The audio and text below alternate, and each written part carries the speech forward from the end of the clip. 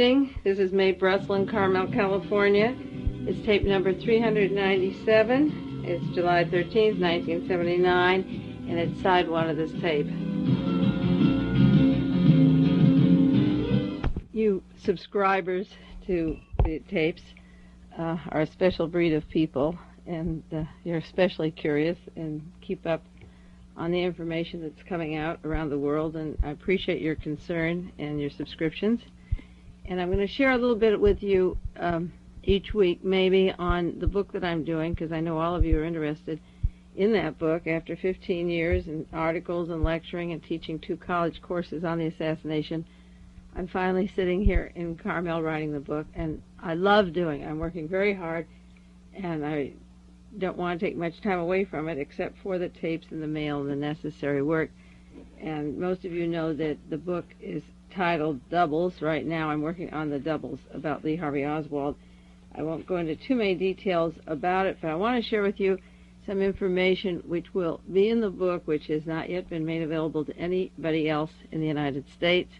And it's because I appreciate all of you that I'm going to share this with you, because I'm cross-following, as I've told you before, the incidences of where Lee Harvey Oswald was in one location and where the Warren Commission or evidence came along to support the information that he couldn't possibly have been in that specific location. He was in another place altogether.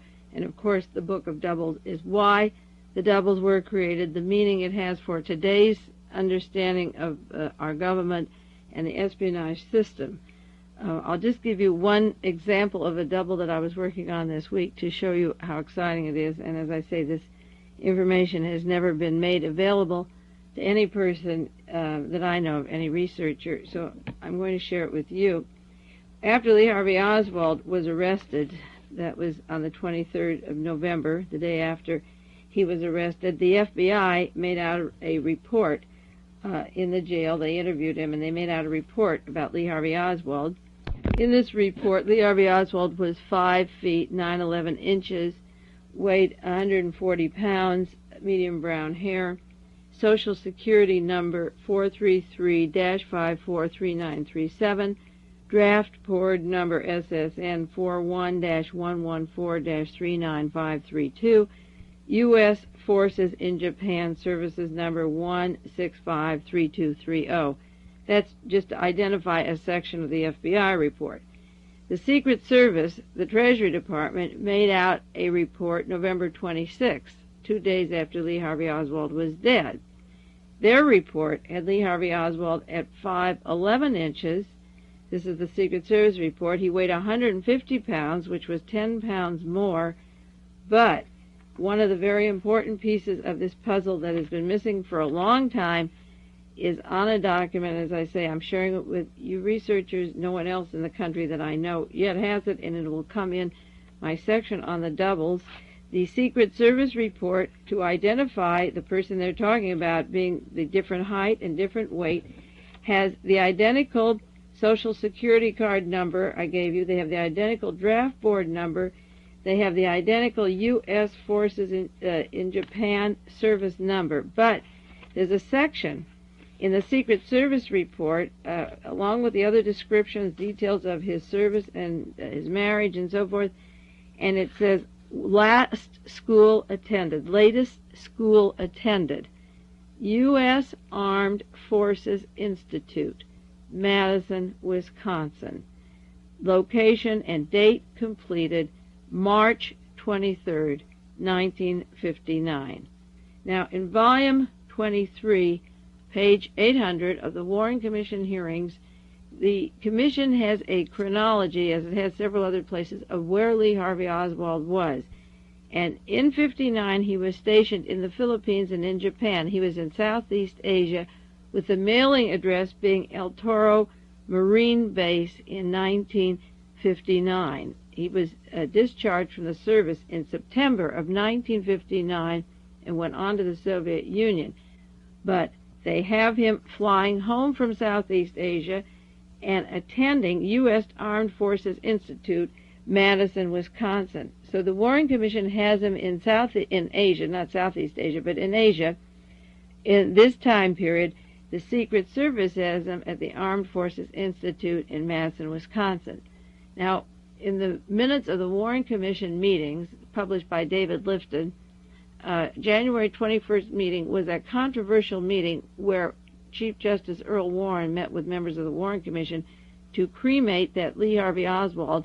I have that on other tapes, and you have it on your printed sheets, the parts of the minutes of that meeting, to cremate Lee Harvey Oswald before they began their investigation. And the Warren Commission ordered the cremation of the 5-foot 9-inch Oswald. That was the autopsy report, the FBI report. But the day after the meeting where they ordered the cremation of that vital evidence, one of the Lee Harvey Oswalds that I'm studying, that next day, January 22nd, they had a meeting, and the minutes included a conversation of sending Lee Harvey Oswald that he attended Monterey Presidio Spy School, which is the school for languages for intelligence agents. Now, Oswald's superior, Mr. Donovan in the Marines, told how Lee Harvey Oswald had some books on Spanish and books on Russian, and he took a Russian exam in the Marines. He was trained in the Russian language, so before he defected to the Soviet Union, he was flown home to the U.S. Armed Forces Institute in Madison, Wisconsin, and I think now we can pinpoint that he was sent to Presidio out here in Monterey before he went back to Japan. Over there, they probably thought he was taking a sick leave or was in the brig or was on a vacation for a short time, but in March of 1959, he was at the Armed Forces Institute in Madison, Wisconsin. The Warren Commission had him over in Japan and in the Philippines. So this, I believe, is the same Oswald, except that the Secret Service records are the 5'11", and the FBI records and the autopsy are 5'9". Now, this is very important because there are many people like Michael Eddowes and Robert Sam Anson and other writers that claim that an Oswald was 5'9", and in the Soviet Union he was enlarged and shrunk and changed, and they sent home a sleeper that was not Lee Harvey Oswald. But I have traced people who were doubles for Lee Harvey Oswald that were in Europe the same time he was there, and even in Morocco. But this story of the Secret Service report identified with the same exact numbers. They're talking about the same person, the Selective Service number, the Social Security number, the U.S. Marine number, same person, 2 days later, different heights, different weights, going to the Armed Forces Institute. That will be a very important part of my doubles book. It's about the fourth incidence of Oswald being in 2 locations, at least, on the books. And I thought I'd share it with you because it's very important information for you researchers. As I said before, I don't believe in saving all this material and hoping to publish it in a book and get out a lot of bombshells when the book comes out. We know what happened to Karen Silkwood when she carried her evidence about Kerr McGee to the New York Times and was to meet reporters and tell about the leakage of the radiation in the plants where she worked and the mishandling of the material that was causing deaths and cancers. I believe in letting this material out and sharing it with you as I work so that you know what I have here and not waiting for a particular day to hand it to a publisher. It should be in your hands, and you should know it's in my study, and copies should be made, and I don't want the responsibility of holding it like she did her reports, because when her car crashed, all that material was taken out of the car, and I don't know if they ever got duplicates of what she was doing. So I think I should share a little bit of this with you every week so you know the material I have and the direction that I'm going. I didn't mention last week a subject which was very dear to my heart and important for me, and that was the statute of limitations vote in Germany. It was voted 255 to 222 that the war criminals would be subject to prosecution for all time. They wouldn't take a vote every 20 or 30 years, but what that means, and those of you that have the earlier tapes know what it means. It means that Dr. Mengele can't come out from hiding and have a big celebration next year with Martin Bormann or Mr. Wagner from Treblinka. There's about 30,000 Nazis, war criminals, still out there hiding. I've talked about this many times. Last May, well, it wasn't so long ago, tape 389. I gave you the address to write to Germany. I hope some of you take part in those decisions when I give you the address. And I don't know, I never ask when the tapes go out how many of you did write to Germany or how many could follow it up to Germany now, telling them you appreciate the vote and the decision. I think it's very important. I know it's important in my own life to take a stand, and I wonder how many of you just take the address, put it on your desk, and don't follow it through. We went to a family party last week, a Ritz party of my father's family, and there were a lot of people there, and they were celebrating a combined birthday for several members of the family, and the 4th of July, and various members of the large family got up and spoke, and I spoke. I just got up for 1 minute and said that the Ritz party was on the same day as the statute of limitations, the order taking place that it would be there for all time, and that this was a heritage that we would leave our children and our grandchildren, and that it was important to remember that day. And of course, I think of all the family, I probably was the only one there who was even conscious of it or brought it up, but I didn't want them to forget it. And in celebrating what we have, we should be grateful for what we have, but we should remember the past and hold on to the future. And so I spoke at the Ritz party about that. Some of you don't know my family. Some of you do. I might mention it real quickly just for 1 second on the tape. The party was held, first it began at the home of Isaac and Mary Magnan.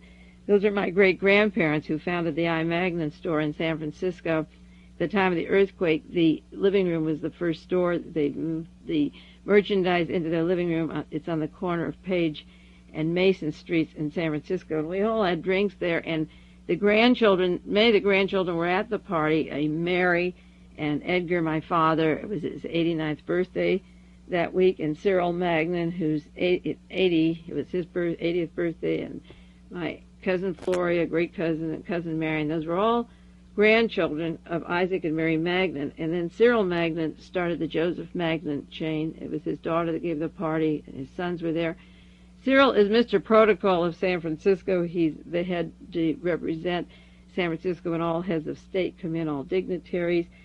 He recently gave $500,000 to ACT. He's active in all civic affairs. My father is the sort of the head of protocol in Los Angeles. He celebrated his 89th birthday, as I say, and he just resigned this year. They wanted him to take the World Affairs Council as president for 2 years, and he thought on his 89th birthday 1 year was enough. He meets all heads of states down there and introduces them and goes to the White House and represents the city of Los Angeles. He does the invocations at all civic affairs where dignitaries come and have come through the years, people like even Lyndon Johnson and Khrushchev and every well-known head of state. My father's asked to introduce them and be at these affairs. And this party had the children and the grandchildren of these ancestors, Cyril Magnan's family, my father's family, my brother was there. All my children couldn't be there, just one daughter. But it was a large family, and it's a family of achievers, a lot of lawyers from Harvard, Yale, Stanford, men, women, working hard, studying hard. One cousin works in the Pentagon with Dean Rusk in the Defense Department, and others at Livermore Lab with the hydrogen bubbles, and a cross-section of all kinds of people with a lot of social conscience, working hard, getting a good education, handsome people, motivated. But I would say that not one of them at the party, not one of them, is interested in the things that I'm interested in the terms of the future for the children. They're not interested that West Germany investigated 84,000 Nazis and convicted 6,432, and a conviction was anywhere from 1 day to one particular man, Hess, who's still locked up. Men like Hjalmar Schacht, who financed Hitler, the Reichsbank, got out in 6 years and then began to mobilize Aristotle Onassis, build German fleets and Japanese ships, and the Nazis, located where they are strategically, who celebrate every year in Canada, Latin America, West Germany, are of no concern to these otherwise educated, financially secure people. And I'll tell you something, when the party took place, and maybe I'm talking too long on it, maybe I'm not, I felt 10 feet tall because they could talk about their children or the children's children, but you still have to do something for them. It isn't a society where you can sit back and expect somebody else to do it. And I did get up and talk about the statute of limitations. And the relatives, a lot of them know about my research, hear me on the air in San Francisco. Some are proud, some wish I didn't do it, I suppose. They are embarrassed by your speaking up, but they're proud that you do it. They have that contradiction. They know who you are, but they wouldn't do it themselves. They're glad you're doing it, and they wouldn't do it themselves. And they'll play the social game. Cyril and his son-in-law brought the King Tut exhibit to San Francisco. They do all the right cultural things. But as far as I'm concerned, a safe world is a world that smokes out these people so they can't repeat what they were doing before, which they are still doing now. Now, those of you who did not write about the statute of limitations, who were bashful with your pen, I'm going to give you another chance to participate in making of history. An article in the Washington Post this week by Catherine Elson that 57 congressmen have written to President Alfredo Stroessner asking him to bring out Dr. Joseph Mengele, the boy from Brazil, the angel of death from Auschwitz. He stood at the door at Auschwitz and decided this one dies and this one lives. He did experiments without anesthetic on persons. He took twins from all over Eastern Europe, wherever he could get them, Jew and Gentile, and injected them, experimented on them, cut them open, compared them, and has done these extensive experiments on twins. I'm not out for vengeance. I want to know where his laboratories are. I have reason to believe he's been working the past 40 years. Those of you who know the tapes know I talk about Jonestown as the boys from Guyana. Last few weeks ago I talked about the space mutations and space law and genetic mutations. That's the heritage from this particular Dr. Joseph Mengele. Now, last week in San Francisco, there was a UFO conference. I wanted to attend, but I'm working on the book and decided not to split myself so thin. But one of the men, the speakers there, one of the main speakers, is a William Spalding, who just came out with an article, I'm giving you the address, from the UFO magazine on UFOs and the CIA and Navy intelligence. And Dr. Hynek put on this conference. He's from the Air Force, advisor on UFOs, and they are changing their tune now and saying that UFOs are man-made. We only have to go that one more logical step. If the UFOs are Nazi secret weapons, if they are made by NASA or the Navy intelligence or the Nazis, then the people that they're seeing, those men in black or those strange little dwarf people we talk about, are man-made. If the ships are man-made, the people are man-made. And that's why we have to find out about Mengele and his genetic contributions and his mutations. Now, 3 congressmen had a press conference, and I'm giving you their address: Matthew F. McHugh from New York, Christopher Dodd, and Robert Dornan, Jr. from California. Dodd is from Connecticut. They claim that they have proof that Mengele is a Paraguayan citizen since 1959, that he's been in Latin America, Canada, and Europe.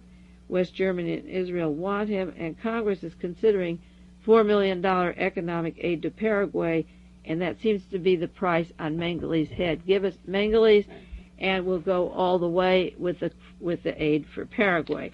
I don't care how they barter or what they do, but you know, I'm going to give you the address. I'm going to give you a little homework assignment. You know what I want you to do? I want you to write a letter to these people, these 3 people in Washington, and then to Catherine Ellison, and get the names of the 57 congressmen putting pressure on Stroessner.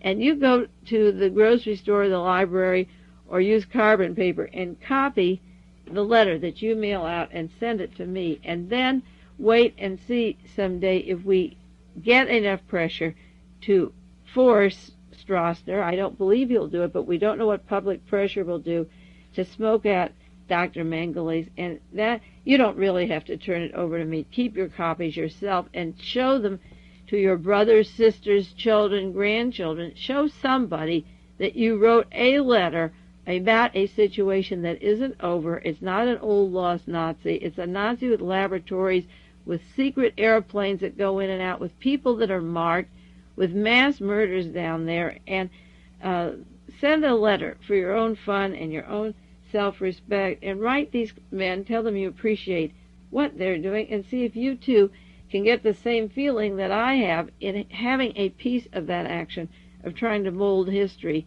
instead of the inertia of thinking that somebody else is going to do it for you. The Kennedy assassination is in the news again. It's going to be there for 100 years.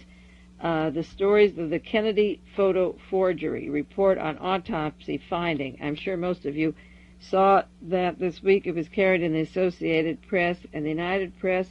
The story that pictures of John Kennedy's head, the photographs were seen by Robert Groden, who assisted the House Select Committee on Assassinations. And those pictures we were told we never could see because they were too grisly and too gruesome. But Robert Groden saw them, and he claims that what is supposed to be a small hole in the back of Kennedy's head is actually a small, was not an entry wound from the back, but is a large gap that has been concealed from us for 15 years. The story was that they were trying to protect our sensitivities in seeing this picture, and now it turns out that Groden claims that they cut a hole in the negative and that there is a forged picture to change the shape of the wound, which would make it an exit wound, which means a gunman was standing over to the right and in front of President John Kennedy. Now, the story itself is interesting. It shouldn't surprise anybody what they can do with a little razor blade and some glue. You remember how E. Edward Hunt at Watergate was forging State Department papers to say Kennedy ordered the murder of DM. So if you can slice and cut a little and lock something up for 15 years, you can do that with the picture. The main point about this story, as I've always said, the country is ruled by bullets and blackmail, and once again it was both. But I think it's important to get to the chronology of this event, because this news story just broke July 10th, 1979. But the time sequence is interesting when you think about the House Select Committee. They were given $6 million to find out who killed John Kennedy and Martin Luther King. The man who headed the committee, Mr. Blakey, organized crime Blakey. He's a crummy bastard from the FBI and CIA and Justice Department, had a hot potato, and they knew they could count on him. They thought they could count on him, and they gave him all this material, but it had to be guarded by the FBI and the CIA. The House Select Committee was caught because last summer, if you can get the humor of the timing, just last summer when the committee was just about to go public with their work in September, and they were quietly drawing 10,000 hairs on a piece of paper to make it look like the back of John Kennedy's head. While they were doing all that in the summer before the public hearings, this CIA man had broken into the offices as if it mattered if he broke in because they guarded it anyway. But he photographed the information. That was Regis Blahut. I put that on tape 394 and 395. The CIA had their agent who guarded the material, but he photographed the head wounds of John Kennedy. He opened the safe, he went through the files, and he left it open to let them know he took the pictures out of a plastic case. Now, why did he let himself be seen, and why did he go through all that? All this was happening in July, and this was just before the public hearings were to take place starting in August of 1978. Robert Blakey was caught beginning a public explanation of what happened to John Kennedy's head, where the CIA had photographed the material and the information and could shake him up if Blakey blamed the CIA for their role in the assassination. Now, the CIA was involved in the assassination of John Kennedy, but they weren't the only people. There's Navy intelligence and the Pentagon that did the autopsy, and Division 5 of the FBI, Defense Industry Security Command, and the Defense Intelligence Agency. There's a parallel to this story of the blackmail, the parallel of keeping the lid but blackmailing the people involved.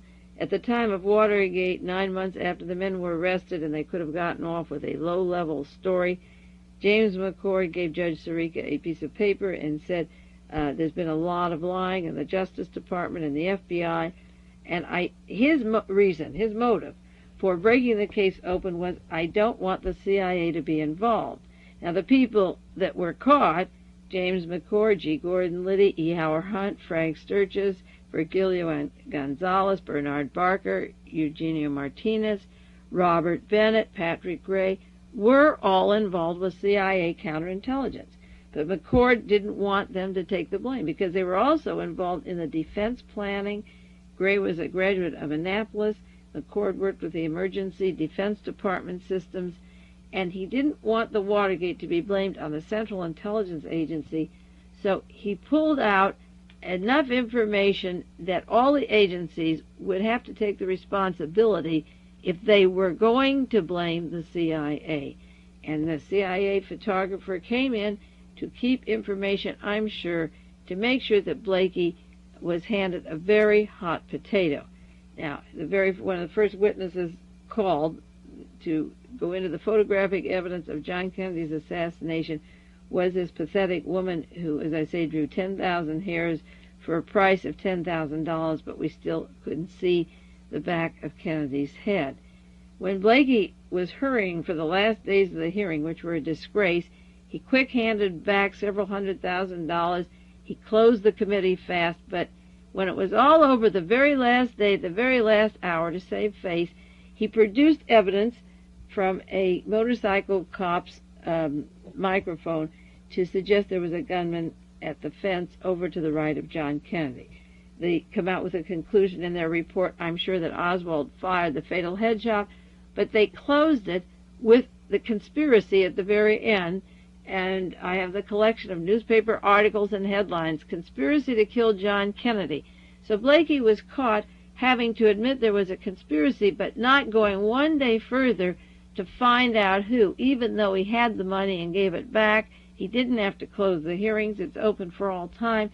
He didn't want the potato, and he turned it over and said, the Justice Department can go from here. He didn't want any more to do with it. The Baltimore Sun headlines this week have a story, The Mob is the New Patsy. For those of you who have the tapes, I think tape number 370, this January I drew that triangle, and up on the triangle going up to the responsibility of the assassination, we get to number 4, which is organized crime and the syndicate. Of course, as I mentioned at the beginning of this tape, telling you about Lee Harvey Oswald's training in the Defense Department, number 9, the top story, or reverse at the bottom line, but I think it works its way up. The Pentagon, the Defense Department that sent Oswald for his special training, and to Presidio at Monterey, and to the Soviet Union as a spy, the Pentagon has to take the responsibility, and they always so far come out clean. They're never criticized, not criticized enough. Those of you who know, as I say, my triangle of power, you know what I think of the admirals or generals, and as I've said before, the autopsy of John Kennedy couldn't be done by Carlos Marcello or Santos Trafficana. The admirals and generals did it, and whoever got the autopsy x-rays, if they did in fact splice them and put them together the way Robert Groden said they did, then of course the biggest cover-up again goes to the hands of the Pentagon. Now I want to make a statement here about Robert Groden, because Robert Groden is the man that represented the various researchers at the House Select Committee on Assassinations. And there are people like Penn Jones who think that Robert Groden is an American folk hero, that the sun rises and sets on Groden, and that he is the most marvelous person because he worked for Henry Luce and Life magazine and came away with the Abraham Zapruder films. I have my own view of the researchers, several of them, such as Robert Groden, George O'Toole, Sylvia Marr, Victor Marchetti, Philip Agee, Fletcher Prouty, and Mark Lane. I believe that these people keep a very close set of cards. They give out very little information. If there has to be an authority, they step forward, but they are holding a whole mass of information from the American people on all phases of the assassination that they know more about. And when assassination stories break, they're selected, like being called on the committee or advisors, or they're the critique for the agencies without hitting the real connecting tissue and the nerves of what is making this country sink and fall so badly. Now, Robert Groden, as I say, was one of the researchers who worked with the House Select Committee, and in August, July and August, he knew, according to the newspapers, that those negatives were forged. And he got on national television. He testified September the 6th, the same day as John Conley and Nellie Conley, and he talked about photographic evidence, September 6th, 1978, and he kept silent on these forgeries until the committee had closed shop. That should have been the opening gun to get them started, and he kept silent. On the other side of this tape, I'll talk about a man who didn't keep silent, Dr. Cyril Wecht, the only hero out of all this, who said right then and there the shots came from the front and the side, and he demanded the commission hearing it, not the Warren Commission, but this group, to listen to the real evidence in this case.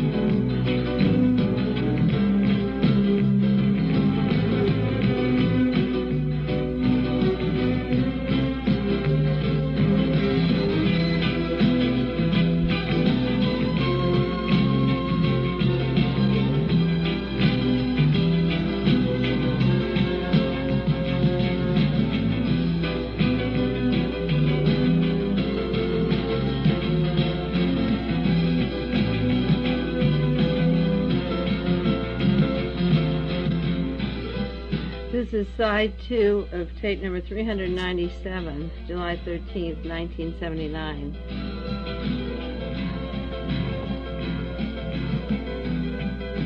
Dr. Cyril Wecht is a coroner from Allegheny County in Pennsylvania. Many of you know of him. And he's a lawyer, a doctor, and when they began their open hearings on television with the House Select Committee going into the assassination of John Kennedy, Cyril Wecht gave a beautiful speech. He should get the Nobel Peace Prize for what he said, his honesty and his clarity about the direction of where the headshots came from. September the 7th, Ida Docks, the medical illustrator, was the one who spoke about the holes in John Kennedy's head. We couldn't get a view of the photographs or the x-rays. Dr. Michael Rockefeller Cremation Baden, Dr. Michael Baden from New York City, was the head of the medical team on the Kennedy assassination, the retry, the second investigation.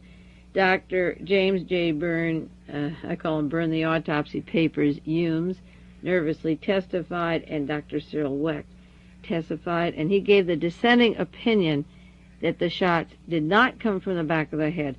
And that evening, up to that time, the hearings were televised, public broadcasting. That evening, all hearings were no longer televised at the House Select Committee on Assassinations. What's so disturbing about this new report coming out about the forgeries is that Robert Groden testified, as I say, on September the 6th, but it seems, according to the newspaper reports, that he knew last July about these forgeries. And the newspaper doesn't always print things correctly, so we have to find out when Robert Groden realized that these were forgeries or if the newspaper report is wrong. Because as a consultant to the House Select Committee on Assassinations, he talked about photographic evidence, a man seen at the Dow Tex building, and other photographic evidence that the committee never addressed themselves to.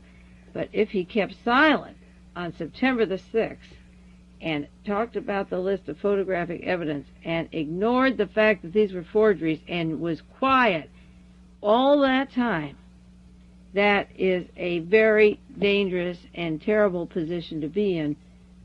He should have spoken up like Cyril Wecht and broken the story right open, right there, That's when they should have had a press conference. That's where the committee should have begun, with the assassin and the fatal headshot at the fence, instead of closing there. That's where they always should have begun, and the last day is where they ended.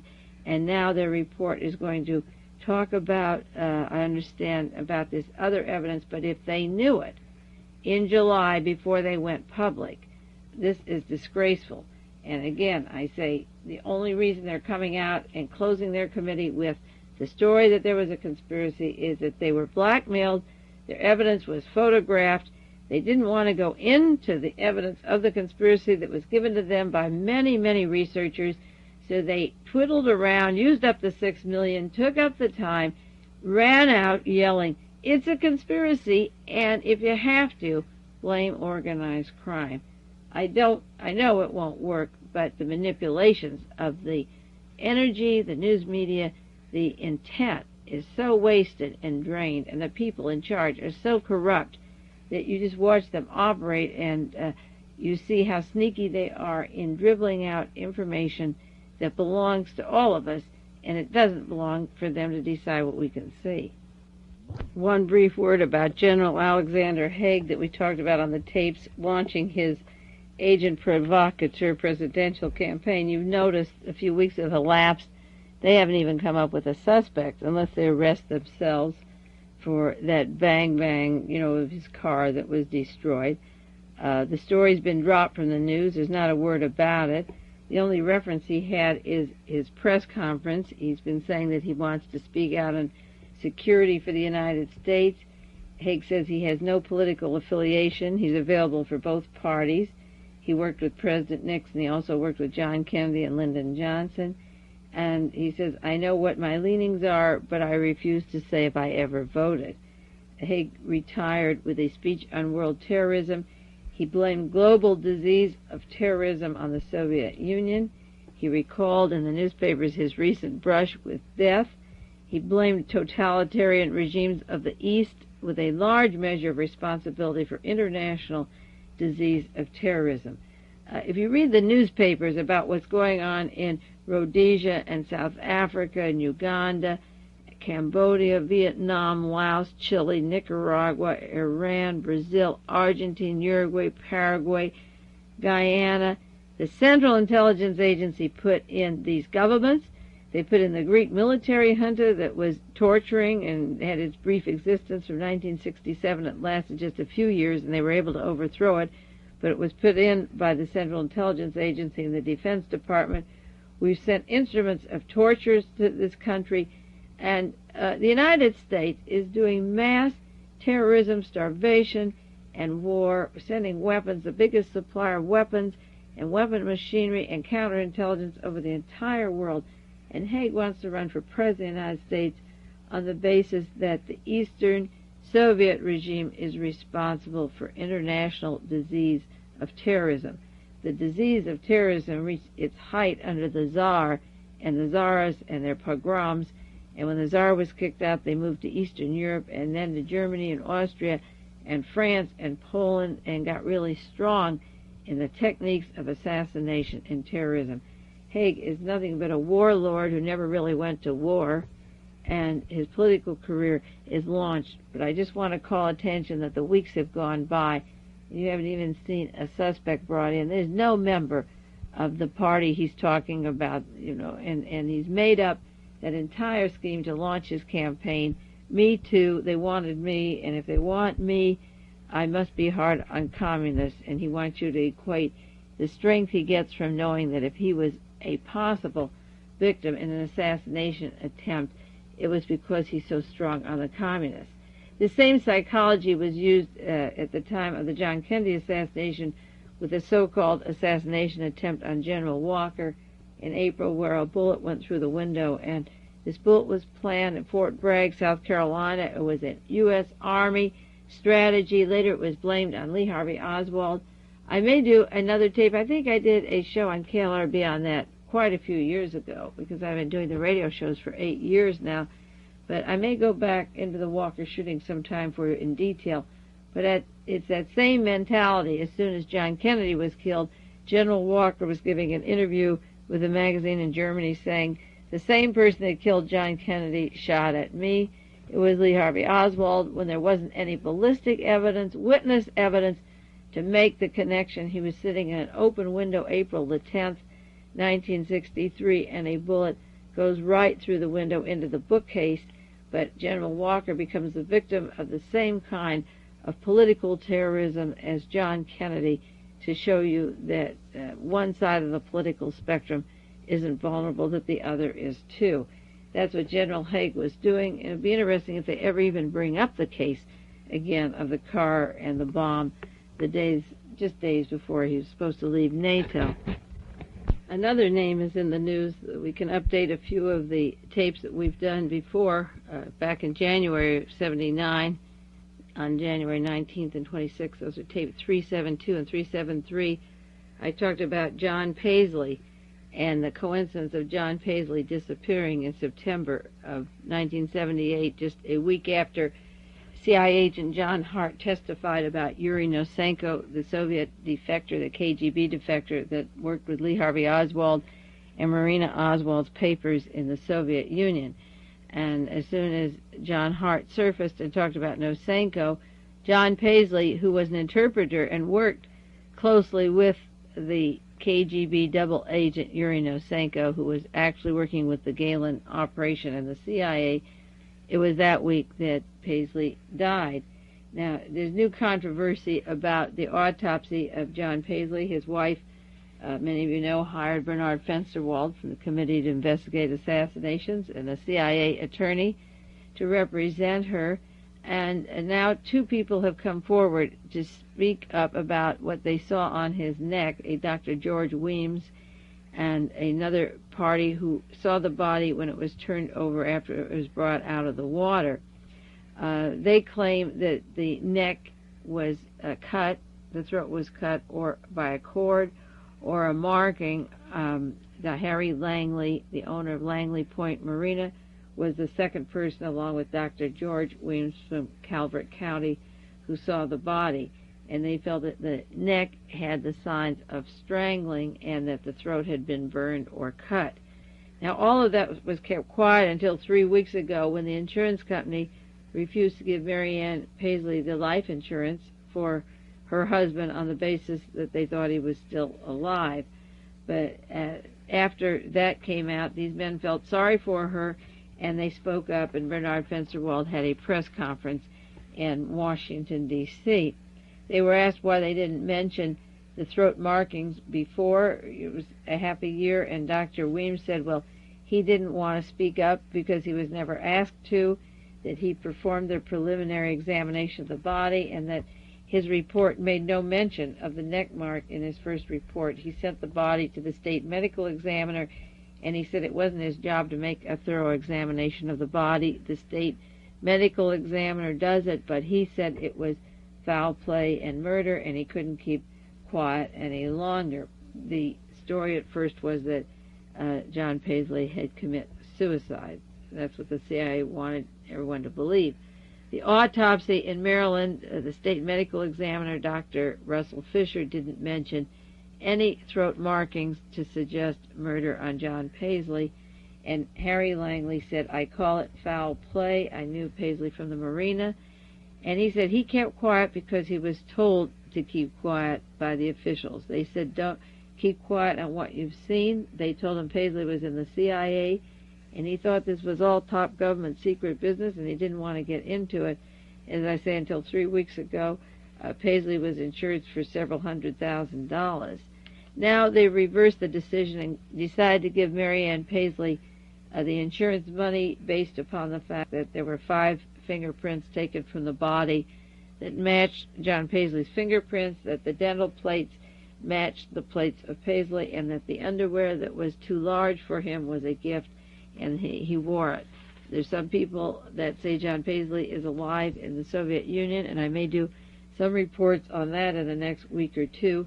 But the important thing is that if this was foul play, it gets so flagrant. I would rather believe, even with my age of innocence gone a long time ago, that somebody gets away and isn't murdered, because I have a list of people that were working on the John Kennedy assassination, and were involved and testified that were about to testify before Senator Church's committee. Sheffield Edwards testified, and he died May 1975. He was murdered. Sam Giancana was going to testify, and he died June 20th, 1975. John Rosselli testified before the Senator Church Committee on the Assassinations, and he died in August of 76. Donald Donaldson never got to testify for the House Select Committee. He died in December of 77, when there was reason to believe that he had given President Carter and the House Select Committee on Assassinations information on the murder of John Kennedy. George de Mohrenschildt died March 1977, the day he was to be interviewed by the House Select Committee. Gary Powers died August the 1st, 1977. He was involved with Mr. Thomas Karamazov and Lee Harvey Oswald, the U-2 flight over the Soviet Union that broke up the meeting with Khrushchev and Eisenhower, and also John Paisley would have been very much part of this with John Hart and Yuri Nosenko. William Sullivan died in May 1977. William Harvey, after going to the Church Committee in June of 76. Vice Admiral Rufus Taylor died September 14th, 1978, 2 weeks before John Hart testified. He was dead. And Nelson Rockefeller, who was named by Donald Donaldson, died in February 1979. Thomas Karamazov died in September 1978, September 14th, just the time that John Paisley was to disappear on the 23rd of September and be dead. And Paul Rygotorodsky, an agent, an elderly man who worked with these people, who lived in the Houston, Fort Worth, Dallas area, also died in 1977, weeks before George de Mohrenschildt was found dead. De Mohrenschildt died in April of 77, not March. So John Paisley, another link to all of these people, whether the rope around his neck was around another man disguised as John Paisley, or whether it was John Paisley, I suppose now we will never know.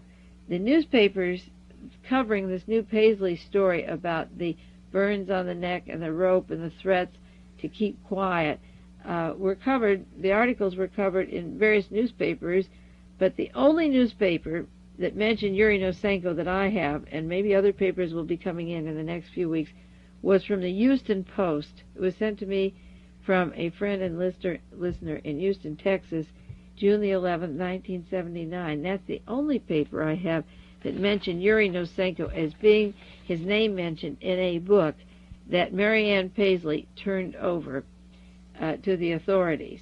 Now, there's a Mr. Maloof, Calvert County State Attorney, who has said some people don't want the truth out in this case. There are key areas that we were looking at in the case. We could have cracked it, but they gave us so much flack. A Lawrence Lamson, who's now the district court judge in the area, said the state police in Maryland are unwilling to go to the wall and force the CIA to give them information. It's time we do this thing and do it right. The state police refuse to bring files here, and they have 500 pages of transcripts and a lot of leads, and nobody will follow them. I take that back. They said they have 5,000 pages of transcripts with a lot of leads, and no one followed it. I can see if you were investigating something how you could get that. I could produce 5,000 pages of leads on the SLA story, on the Jonestown family story, the Guyana massacres, on the Rockefeller murder, on the Paisley affair.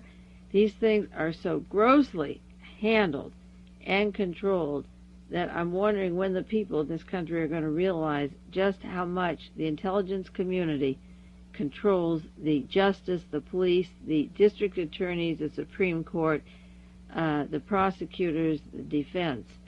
It just seems impossible to get at the heart of all of these scandals because of the control there is over the judicial system. Marianne Paisley has turned over the names that were in a book that belonged to her husband. I guess that was finally her barter. Again, blackmail and bullets. They weren't going to give her insurance. They said he was still alive, but now she's going to collect all the insurance. And I'm sure that when she turned over this book, it contained what you call red names, which is a list of secret names. The CIA puts a strip of red tape down the left edge, which is to tell you that these papers are not to be removed from the CIA. And John Paisley had with him, this is in September, a week after the testimony about Yuri Nosenko and the House Select Committee on Assassinations trying to find out who killed John Kennedy, he had with him from the CIA headquarters a book that mentioned the name of Yuri Nosenko and Captain Nicholas Shadrin, another spy. A paper from Wilmington, Delaware, talked about another agent, Arkady Shavenko, who was a UN delegate. Each newspaper, and I have clippings from 8 newspapers, has its own little piece of information, and you have to take the sum total and put it together. But it seems that a major witness to this assassination was murdered, or as I say, if he defected, he's as good as gone. I doubt if he defected because of the importance of this story of Yuri Nosenko. But if Paisley was murdered cold-bloodedly, and Mr. Karamazine died just at the same time, George de Morinchil, Carlos Prios-Siqueiros, all of these people, Gary Powers, all of them, one after the other, dying at a time when the Congress has been given $6 million to investigate political assassinations. One of the parts of the book that I'm doing on the doubles of Lee Harvey Oswald is the death of the major witnesses that would prove or substantiate the allegations of the various doubles. Many of them died these untimely deaths, such as Sheriff Craig, who saw Lee Harvey Oswald go out the front of the building, or Mr. Worrell, who saw him leave the back of the building, or a man who saw him get into a bus, Mr. McWaters, or Mary Bledsoe, who said he was on the bus. He couldn't have been on the bus if he was in the car that Sheriff Craig talked about, or the cab driver, William Whaley, or the rooming house lady, Earlene Roberts.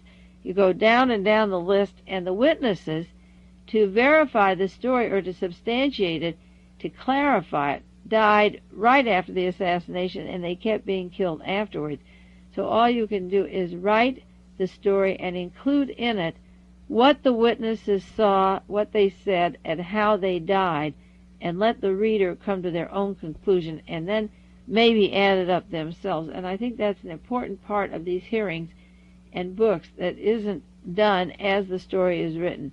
How the person died, they say this person's deceased, and they refer to them as deceased, but they died just at the peak of the inquiry. They die sudden deaths, untimely deaths. It happened with the Kennedy assassination, and of course anything that touches the investigation, the deaths just keep rolling along.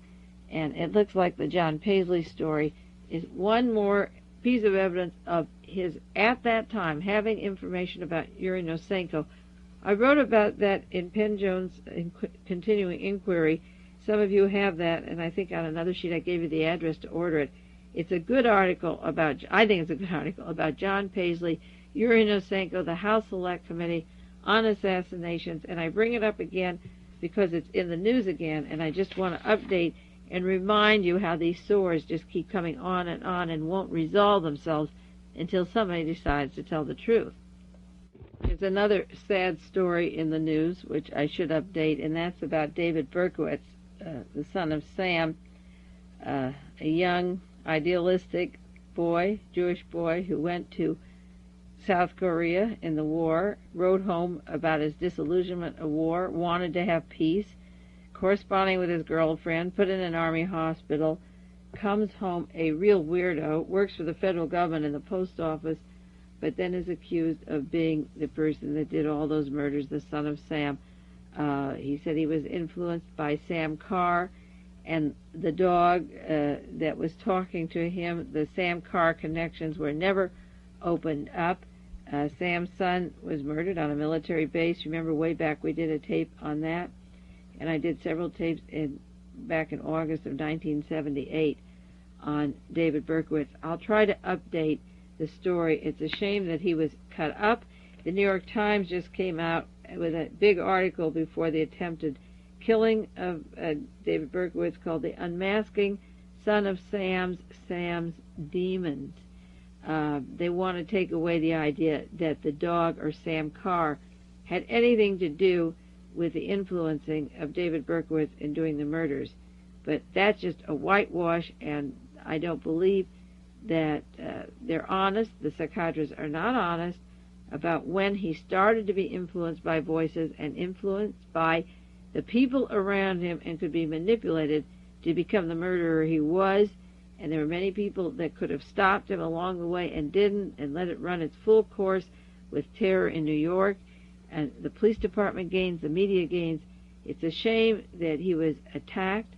I think they would like to kill him. The prison systems like to get rid of their patsies, because if he could ever be deprogrammed, another story might come out. And I think that's very important, that those people be kept alive and get the opportunity once in their lifetime to meet an honest psychiatrist, and let the psychiatrist stay with them and unlock the secret of what goes on in their minds.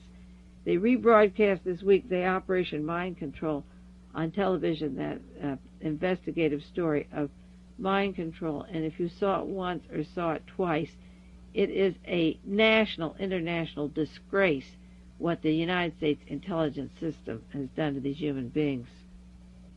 There was a murder in San Francisco this week. The headline, of course, saying Academy Awards streaker killed in holdup. San Jose Mercury called it a holdup. They already, in 1 hour after the man is killed, had solved the crime. The murderers wanted $5. The man had his head blown off, and problem was solved. The San Francisco Examiner the same day had a different story, but the headline was the same. San Francisco gallery owner is slain for $5. Now, what they're doing is solving the motive. There's no investigation. One says it was a holdup. The other says it was for $5. One version says that somebody came in, two men came into the apartment where Robert Opel, 39 years of age, lived. He was with two friends, a man and a woman. They were taken in another room. The bandit took their $5. They pulled out a shotgun and said, "We're going to blow off your head." And they did, and they left. Opel died, and they left. That's the San Jose Mercury. The San Francisco Chronicle says that Robert Opel was the man who staged a mock execution of Dan White in San Francisco. There was a gay freedom parade. He was also the man who streaked before the Academy Award presentations in 1974, but that isn't why he was killed. He held a mock execution of Dan White, the slayer of George Marconi and Supervisor Milk, at the United Nations Plaza in San Francisco. He pretended that he was shooting a friend who was dressed up all in white. Now, two men entered the apartment.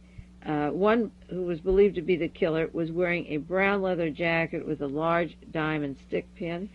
After taking the $5, they told the witnesses, in quotes, "You haven't seen us before, but if you see us again, you're dead." And they left the building. Now, this blowing off the head, just blowing the head off of the man who had the mock execution of Dan White, makes me believe that these were off-duty cops, that they'll be seen again, or they're hired gunmen.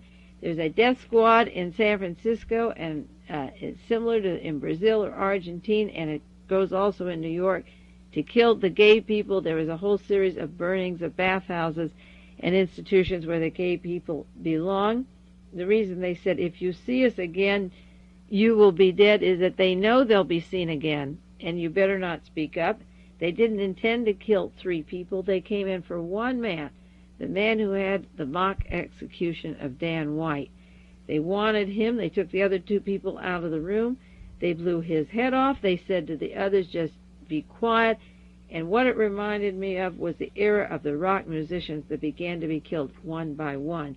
I worked with the gay community during the COINTEL program through the Watergate periods in terms of speaking to various editors of gay magazines, trying to get them interested into the assassination teams and the blight on our country. Incidentally, Meet the Press last Sunday, July the 7th, had the ambassador Argentine talking, and you can order that program of Meet the Press. Maybe save me time of writing in, and you order one for me. Get an extra copy. They were talking about missing people and death squads. in Argentine. And what this person said, representing the Argentine government, was all of our murders come bunched together at one time, and it seems pretty bad. But you have John Kennedy, Robert Kennedy, Martin Luther King, and he's saying the same thing that Idi Amin said to us. How can you tell me to run my country when you're killing your own leaders? And on Meet the Press, he was throwing it back to us. How do you criticize Argentina with your own death squads that work similar to Brazil or Chile or Argentina? Now, just 10 years ago, in 1969, was the height of the hippie movement. It culminated with Woodstock. This summer is the 10th anniversary of Woodstock, the so-called Age of Aquarius, and the anti-war movement, the young people getting it together. Followed out in California by Altamont, in which the CIA and the intelligence community used the Hells Angels for a ritualistic murder filmed in the movie Give Me Shelter, just at the time that they were singing a song about John Kennedy. That was the summer of Chappaquiddick. Chappaquiddick was the same night as the landing on the moon. It was the height of the FBI COINTEL program. Maybe very soon I'll do, on the anniversary of that, give you a rundown of the killing of the rock musicians, of turning the music into what we call the vast outlet, organized crime, Music Corporation of America, Warner Brothers. The music scene has become the commercial. Now the hard rock and the disco, the whole folk scene was taken over, and it took about the murder of about 48 to 50 musicians to own it and control it and keep it where they wanted it to be. And the same way with the gay community, they can't see that the gay leaders or the people that speak up will be killed just as the early rock musicians were killed. And I just believe that this, what they call the $5 burglary and the skill with which they isolated the people they didn't want to kill, and the message they left, if you see us again, shut up. What they were saying to Robert Opal was, don't carry any mock execution for Dan White. We represent White Knight, the white killer. We'll blow your heads off, and any of you that pull that stunt again, we'll blow your heads off. This was the murder of a particular person. $5 didn't mean anything to them, and the point will go across to the gay community. And until they understand the whole era of assassination of presidents, civil rights leaders, rock musicians, scientists, judges, they can't defend themselves. You have to understand the whole blanket, the assassination syndrome, to understand how to survive. And it's when you put this history together of the agencies and the people and the way they operate, then you'll be able to stop these street murders. Our time is up. Maybe next week I'll do an anniversary of Altamont and Woodstock. It's appropriate for the summer season. Take care of yourself. This is Mae Brussell in Carmel, and I'll be with you next week.